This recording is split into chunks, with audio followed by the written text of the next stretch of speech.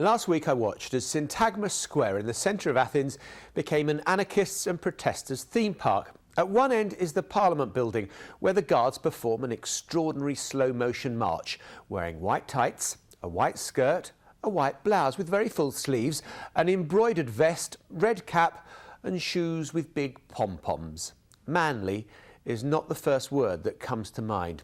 But at the first whiff of tear gas, and my goodness there was a lot of it, they were replaced by the riot police with gas masks, shields and protective clothing.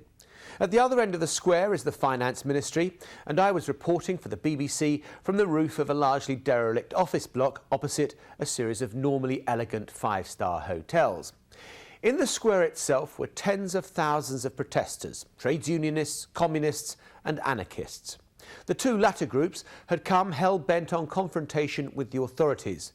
And boy, did they deliver. For hour after hour, they hurled rocks, blast bombs and Molotov cocktails at the police. And in reply came the tear gas, pepper spray and stun grenades. It was ugly and unrelenting and often choking. The anarchists came well prepared. Who'd have thought so many of them would have their own gas masks? They also brought hammers and chisels. Why? Well, because the normally elegant Syntagma Square has beautifully tiled marbled staircases and balustrades. Chisel off the marble and you have a perfect projectile to spear at the police. A colleague commented that if only these guys had worked as hard as they rioted, well then maybe the Greek economy would not be in the mess that it is today.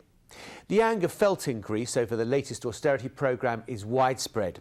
Polls suggest that some 80% of Greeks oppose the measures that have now been adopted. The economy is tanking, businesses folding, social services are being cut and taxes are going up relentlessly, all in the name of cutting the deficit. But back to Syntagma Square and my anarchist theme park. After 2 days and nights of rioting, the protest was over. The following morning, all was calm again. Tourist buses stopped outside buildings newly burnt out by the looters. Glaziers swarmed over the square, measuring up windows, and stonemasons will have months of work ahead restoring marble facades. At least some parts of the Greek economy are set to receive a boost. This is Jon Sopel for CBS News in London.